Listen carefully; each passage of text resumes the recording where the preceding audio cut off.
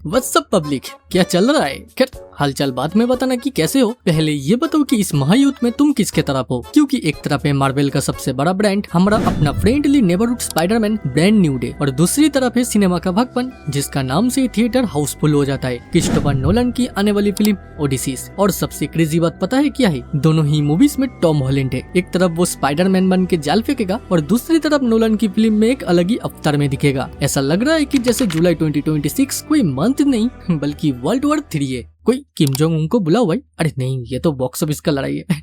खैर मजाक से हटके अब सबके दिमाग में दो प्रोबेबली बड़े सवाल तो आया ही होगा। पहला, क्या स्पाइडरमैन इस बार सिर्फ दिल नहीं बल्कि ऑस्कर भी जीतेगा? और दूसरा सबसे बड़ा सवाल, क्या ये फिल्म $2 बिलियन का मैजिकल मार्क्स को क्रॉस कर पाएगी? क्योंकि मामला आसान नहीं होने वाला बॉस। नोलन की ओडिसीज आ रही है 17 जुलाई को और उसके ठीक 2 हफ्ते बाद ही 31 जुलाई को आएगी स्पाइडरमैन ब्रांड न्यू डे। इन दोनों में से किसका हाइप सबसे ज्यादा है? कौन बॉक्स ऑफिस पर तबाही मचाएगा और किसका पल्ला सबसे ज्यादा भारी है? आज की इस वीडियो में हम वही देखेंगे। स्क्रिप्ट से लेकर बॉक्स ऑफिस के कलेक्शन, ऑडियंस माइंडसेट से लेकर एकेडमी अवार्ड की हिस्ट्री तक सब कुछ डिकोड करेंगे। तो चलो ज्यादा देर न करते हुए शुरू करते हैं। सबसे पहले बात करते हैं हमारे लॉन्डे की। मार्वल सिनेमैटिक यूनिवर्स का फेज 4 और 5 ऊपर नीचे हुआ था, ये हम सभी जानते हैं। लेकिन एक कैरेक्टर ऐसा है जो जब भी स्क्रीन पर आता है तो थिएटर्स में आग लगा जाता है। स्पाइडरमैन नो वे होम ने $1.92 बिलियन कमाया था, वो भी तब जब चाइना में ये फिल्म रिलीज ही नहीं हुई थी और पेंडेमिक के माहौल था। तो क्या ब्रांड न्यू डे 2 बिलियन का नंबर टच कर पाएगी? वेल देखो, इसको जानने के लिए हमें थोड़ा डीप डाइव करना पड़ेगा। इसके पीछे का पहला बड़ा फैक्टर है पोस्ट नो वे होम की हाइप। टॉम हॉलैंड का स्पाइडरमैन अब बिल्कुल अकेला है, पूरी दुनिया उसे भूल चुकी है। No Stark tech, no Avenger support,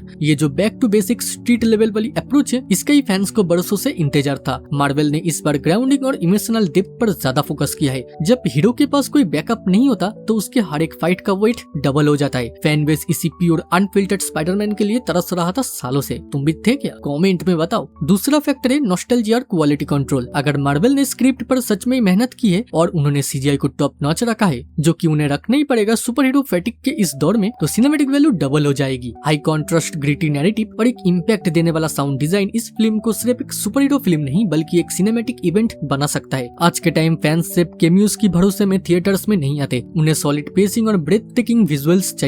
और अगर ये फिल्म ने वो दिया तो रास्ता साफ है दोस्तों। अब थोड़ा मैथ समझते हैं इस 2 बिलियन की। आई नो हम में से बहुत लोगों को मैथ कॉम्प्लेक्स लगता है, बट मैं इजी वे में बताऊंगा। ये कोई रॉकेट साइंस नहीं होने वाला दोस्तों। 2 बिलियन कमाने के लिए फिल्म को सिर्फ नॉर्थ अमेरिका में डोमेस्टिक मार्केट में $700 to $800 मिलियन का एक तगड़ा बॉक्स ऑफिस कलेक्शन करना ही पड़ेगा, और बाकी का मेजर चंक आता है इंटरनेशनल मार्केट से, जिसमें से इंडिया, यूके और चाइना तो हो गई। स्पाइडरमैन का फैन बेस इंडिया में कितना है ये मुझे आपको बताने की जरूरत नहीं है। इंडिया में मार्वल की हर बड़ी फिल्म को फेस्टिवल की तरह सेलिब्रेट किया जाता है, चाहे वो टट्टी क्यों ना हो। स्पीकिंग ऑफ व्हिच, अगर फिल्म को पहले दिन ही पॉजिटिव वर्ड ऑफ माउथ मिल गया तो ओपनिंग वीकेंड में ये फिल्म आधा रास्ता पार कर लेगी और आने वाले हफ्ते इसके लिए एक हिस्ट्री बन सकती है। लेकिन बात सिर्फ पैसे की नहीं है। आप आते हैं सबसे कंट्रोवर्शियल और दिमाग घुमाने वाले सवाल पर, क्या स्पाइडरमैन ऑस्कर जीतेगा या जीत सकता है? जब भी हम ऑस्कर या एकेडमी अवार्ड्स की बातें करते हैं तो आमतौर पर लोगों को लगता है कि कमर्शियल सुपर हीरो मूवीज को एकेडमी वाले भाव नहीं देते, उन्हें सीरियस सिनेमा नहीं मानते। लेकिन रुको, इतिहास उठाकर देखो, धीरे धीरे सब बदल रहा है। Spiderman into the Spider Verse ने बेस्ट एनिमेटेड फीचर्स का ऑस्कर जीता था। ब्लैक पैंथर ने सबको चौंका कर बेस्ट पिक्चर के लिए नॉमिनेशन भी हासिल किया था, और क्रिस्टोफर नोलन की ओपेनहाइमर ने तो ऐसा डंका बजाया कि रॉबर्ट डाउनी जूनियर को अपना पहला ऑस्कर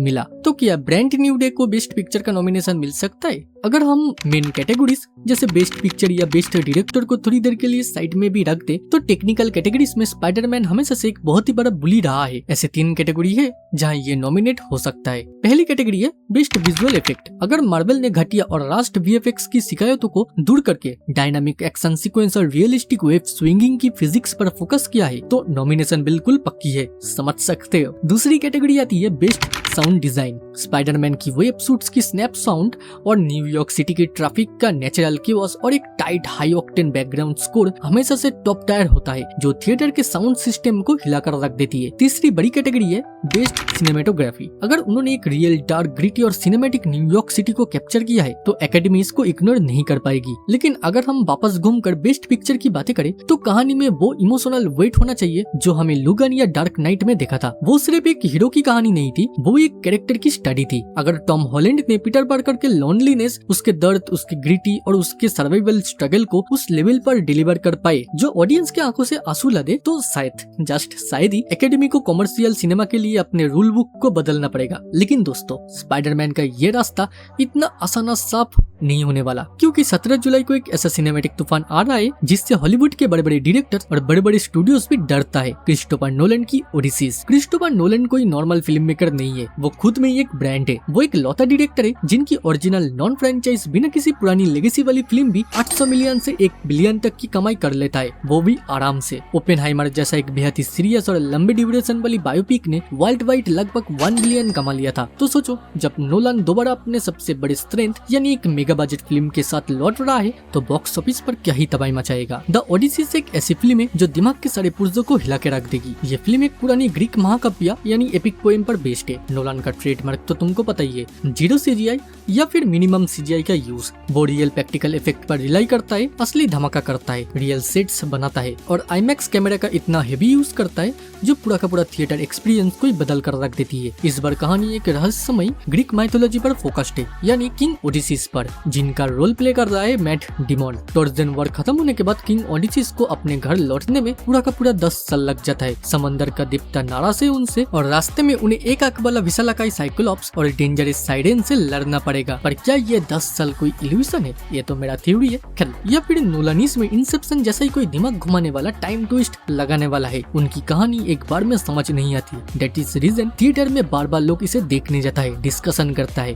और यही चीज नोलन को स्पाइडरमैन के लिए एक डायरेक्ट और सबसे बड़ा थ्रेट बनाती है। इसका सबसे बड़ा कारण ये है कि IMAX का स्क्रीन पर कब्जा। नोलन अपने हर एक फिल्म को IMAX फॉर्मेट में शूट करता है। 17 जुलाई को जब ओडिसीज पूरी दुनिया में रिलीज होगी तो वो सारे प्रीमियम IMAX और लार्ज फॉर्मेट स्क्रीन को पूरी तरह से ब्लॉक कर देगी और कॉन्ट्रैक्ट के मुताबिक उनके पास लंबे समय तक इन स्क्रीन को होल्ड करने की पावर है। इसका मतलब ये है कि स्पाइडरमैन को कोई भी IMAX स्क्रीन नहीं मिलने वाला। सोनी ने खुद इसको कॉन्फर्म भी किया है। स्क्रीन का कम मिलने का और खास करके IMAX ना मिलने के कारण रेवेन्यू पर सीधा नुकसान पड़ेगा। इसके साथ ही आती है मैच्योर्ड ऑडियंस का फैक्टर। स्पाइडरमैन एक यूनिवर्सल मूवी है जिसे देखने के लिए बड़े बच्चे, बूढ़े कपल, मतलब पूरी दुनिया के पूरी फैमिलीज भी जा सकती है। स्पाइडरमैन का क्राउड मैसिव होता है, पर ये लोग एक बार या 2 बार फिल्म को देखता है। लेकिन नोलन के पास वो लॉयल सिनेफाइल्स और हार्डकोर सिनेमा लवर्स है जो फिल्म को एक बार नहीं, 2 बार नहीं, 3 बार देखता है या फिर उससे भी ज्यादा, ताकि उसके डीप लेयर को डिकोड कर सके। रिपीटेड ऑडियंस ही किसी भी फिल्म की कलेक्शन को अचानक से आसमान तक ले जा सकता है। अब चलिए इन दो जाइंट का आमना सामना एक सॉलिड कंपैरिजन करके देखते हैं कि किसका चांसेस सबसे ज्यादा है। हम इनको अलग अलग पैरामीटर्स में जज करेंगे। पहला पैरामीटर है टारगेट ऑडियंस। स्पाइडरमैन का क्लियर टारगेट मास अपील है, बच्चे, teens, hardcore Marvel comic book fans और वो इंसान जो एंटरटेनमेंट चाहता है, वो इसका ऑडियंस है। वही ओडिसीज का टारगेट क्लास अपील है, सिनेफाइल्स, माइथोलॉजी के दीवाने और मैच्योर्ड अडल्ट्स जो दिमाग चलाने वाले सिनेमास देखना पसंद करते हैं। दूसरा पैरामीटर है बॉक्स ऑफिस स्ट्रेंथ। स्पाइडरमैन का सबसे बड़ा वेपन है उसकी मैसिव ओपनिंग वीकेंड। हाइप इतनी ज्यादा होता है कि पहला 3 दिन में पुरानी रिकॉर्ड को तोड़ देता है। लोग स्पॉइलर से बचने के लिए थिएटर में पहले दिन से लाइन में लग जाता है। वही नोलन का फिल्म का फॉर्मूला स्लो बर्न और लॉन्ग रन पर होता है। वो पहला हफ्ता धीरे धीरे शुरू कर सकता है, पर उसकी पॉजिटिव वर्ड ऑफ माउथ और रिव्यूज उसे हफ्तों तक थिएटर से हटने नहीं देते। तीसरा पैरामीटर है ऑस्कर ट्रैजेक्टरी। स्पाइडरमैन हमेशा से टेक्निकल कैटेगरी जैसे VFX, साउंड डिजाइन और सिनेमेटोग्राफी में फाइट करेगा। वही नोलन की ओडिसी से डायरेक्ट मेन कैटेगरीज में हमला करेगी। Best director, best picture, best adapted screen play और एक्टिंग कैटेगरीज। तो अगर हम बात करें प्योर बॉक्स ऑफिस रेस की, यानी उस $2 बिलियन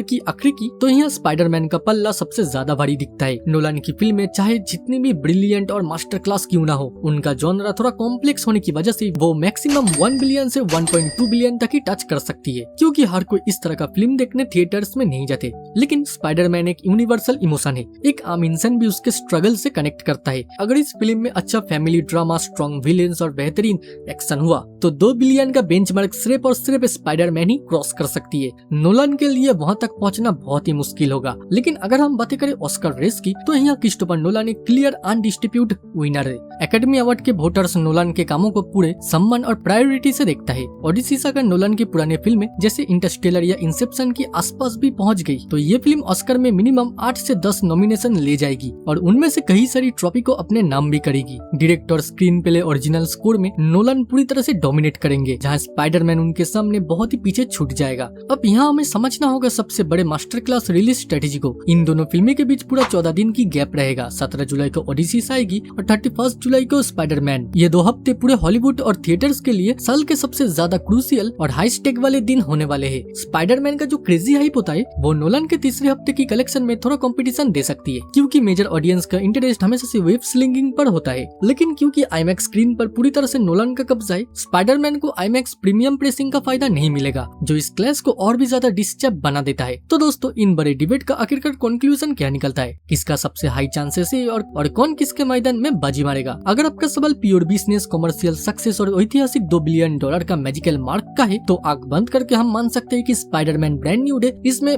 बाजी मार ही लेगा। उसे कोई हरा नहीं सकता। वो एक ऐसा कमर्शियल मशीन है जिसे सही डायरेक्शन मिलने पर दुनिया की कोई भी डायरेक्टर नहीं है जो उसे रोक सकती है, चाहे सामने नोलन या जेम्स कैमरन खुद क्यों ना आ जाए। और अगर आपका सवाल प्योर सिनेमैटिक ब्रिलियंस, लेगेसी और प्रेस्टिजियस ऑस्कर जीतने का है, तो क्रिस्टोफर नोलन की ओडिसीज का दूर दूर तक कोई मुकाबला ही नहीं है।